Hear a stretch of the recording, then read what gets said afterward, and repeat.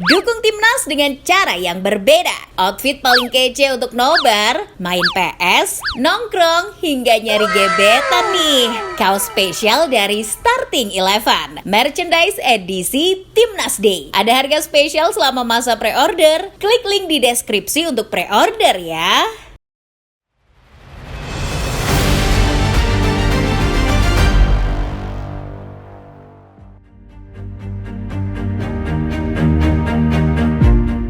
Persib Bandung berhasil menaklukkan Persija Jakarta dalam dua lanjutan pekan ke-6 Liga 1 Indonesia.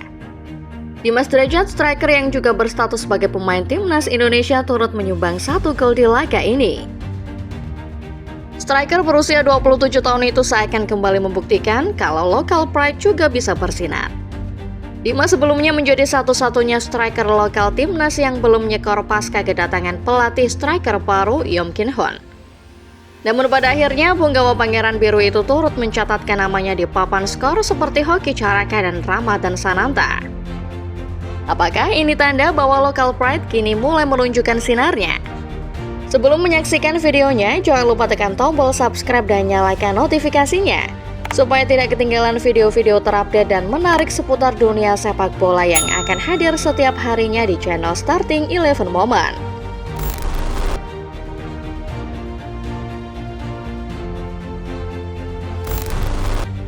Kehadiran Sintayong sebagai juru taktik timnas Indonesia telah membawa begitu banyak aspek positif ke dalam pasukan Garuda. Di tangan pelatih asal Korea Selatan itu, Indonesia meraih sejumlah prestasi yang sebelumnya tampak mustahil. Mulai dari berlaga di Piala Asia sampai lolos ke putaran ketiga kualifikasi Piala Dunia. Secara keseluruhan, skuad Sintayong telah mengalami peningkatan yang signifikan. Namun, pelatih asal Korea Selatan itu mengaku masih punya satu PR. Ketika lini belakang dan lini tengah ia rasa sudah oke, Sintayong melihat ada masalah klasik di sektor depan. Sintayong memahami kalau lini depan timnas tumpul dan kurang bisa diandalkan. Masalah lini depan ini kentara jelas dalam dua laga pembuka putaran ketiga kontra Arab Saudi dan Australia. Timnas Indonesia memang berhasil mengimbangi dua negara adidaya sepak bola tersebut. Namun, di sisi lain, Indonesia yang mendapat banyak peluang tidak bisa mengonversi satupun gol akibat kurangnya penyelesaian akhir. Bicara soal pilihan pemain, Sintayong sebenarnya punya banyak opsi untuk mengisi sektor serang. Ada 3 striker Liga 1 yang ia panggil ke dalam skuad, yakni Ramadan Sananta, Hoki Caraka, dan Dimas Derajat. Namun, yang jadi pilihan Sintayong laga demi laga tetap duet Ragnar Oratmangun dan Rafael Struijk, yang juga tak bisa berbuat banyak di dua laga awal. Sayangnya, 3 talenta lokal yang dipanggil Sintayong ke dalam skuad gagal menunjukkan sinarnya. Bagi Coach Sin, alasan tidak memilih Hoki, Sananta, atau Dimas sebenarnya cukup simpel. Sintayong bilang kalau ketiganya bermasalah dalam hal penyelesaian akhir. Mantan pelatih Korea Selatan itu pun bertekad membantu para penyerang ini menyelesaikan masalahnya dengan mendatangkan pelatih striker baru Yom Kin Hoon.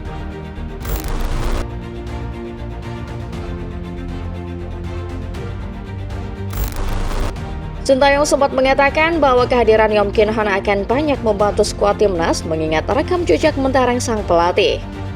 Omongan Sintayong ternyata terbukti benar.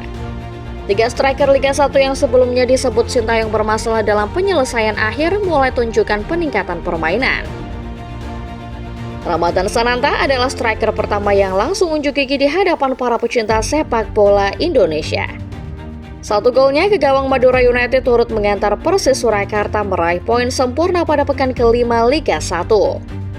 Setelah Sananta, giliran Hoki Caraka yang unjuk gigi. Hoki yang turun sebagai starter dalam laga melawan Arema berhasil mencatatkan brace dan membantu PSS Sleman raih 3 poin lewat kemenangan 3 gol tanpa balas. Skema gol pertama yang dicetak Hoki pun terbilang mirip dengan Sananta. Penyerang berusia 20 tahun itu mencetak gol lewat sebuah tembakan keras dari luar kotak penalti.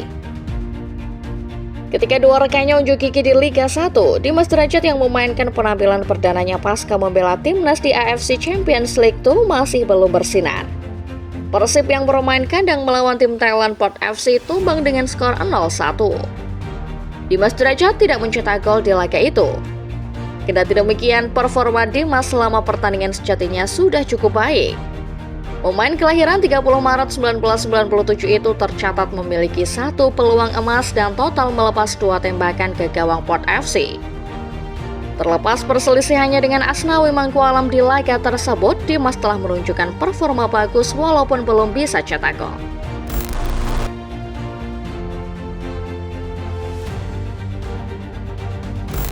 Dimas Derajat memang tidak langsung unjuk gigi ketika turun pertama kali untuk klubnya setelah bermain di timnas. Namun di liga berikutnya, ketika kembali merumput di Liga 1, Dimas langsung buktikan diri. Pemain 27 tahun itu berhasil catatkan namanya di papan skor, sekaligus membawa Persib menang di laga panas melawan Persija. Laga antara Persib melawan Persija berlangsung panas di Stadion Sijalak Harupat Markas Maung, Bandung. Persib yang menurunkan kekuatan penuhnya berkali-kali mengancam gawang Persija sejak menit awal. Namun kebuntuan baru pecah setelah laga berjalan 30 menit lewat Dimas Derajat. Skema gol yang dicetak Dimas juga terbilang cukup baik. Kerjasama bintang timnas Indonesia dengan Ciro Alves membuat bek Persija Muhammad Ferrari lakukan kesalahan antisipasi. Bola yang mendarat tepat di tubuh Dimas berhasil ia kontrol untuk kemudian dilepas menggunakan sepakan voli mengarah tepat ke gawang kawalan Carlos Eduardo. Gol kedua Dimas di ajang Liga 1 ini tampaknya terasa begitu emosional buat sang striker timnas. Terbukti pasca mencetak gol, Dimas langsung menangis dan bersujud cukup lama setelah berselebrasi. Dalam benak Dimas, mungkin dirinya merasa telah membuktikan diri lewat gol yang ia cetak di laga besar macam melawan Persija ini. Gol Dimas di babak pertama sepertinya ikut membakar semangat para pemain Persib yang lain. Diusirnya Mark di babak kedua yang membuat situasi laga berubah menjadi 10 versus 10 tidak menyulitkan Persib sama sekali. Pangeran Biru justru mencetak gol tambahan lewat Rian Kurnia yang mengakhiri laga dengan skor 2-0 untuk tuan rumah.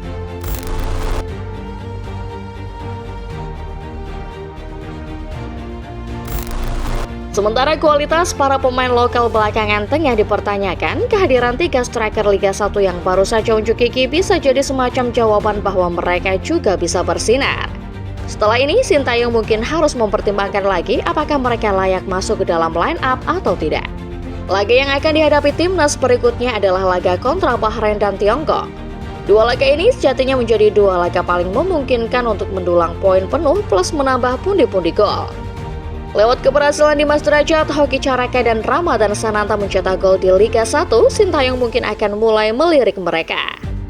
Berkaca dari 2 laga sebelumnya, Sintayong bisa mencoba menempatkan striker murni seperti salah satu di antara Dimas, Hoki atau Sananta.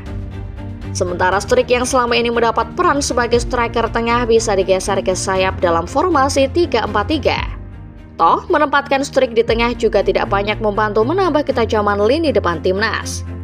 Apabila salah satu dari Dimas, Hoki atau Sananta mendapat kepercayaan, praktis hal ini juga akan membawa harapan baru wajah-wajah pemain lokal. Di tengah gempuran naturalisasi, nyatanya masih ada kesempatan buat mereka-mereka yang bermain di Liga Indonesia. Yang paling penting adalah bagaimana para pemain bisa menunjukkan kualitasnya di hadapan publik sepak bola tanah air. Rasanya memang masih terlalu dini menilai apakah Dimas, Hoki, dan Sananta sudah cukup tajam atau belum. Namun setidaknya gol-gol yang mereka kreasikan menjadi sebuah pertanda adanya peningkatan kualitas di lini depan timnas. Kalau menurut Football Lovers, apakah penyerang-penyerang ini sudah layak disebut gacor? Komen di bawah ya!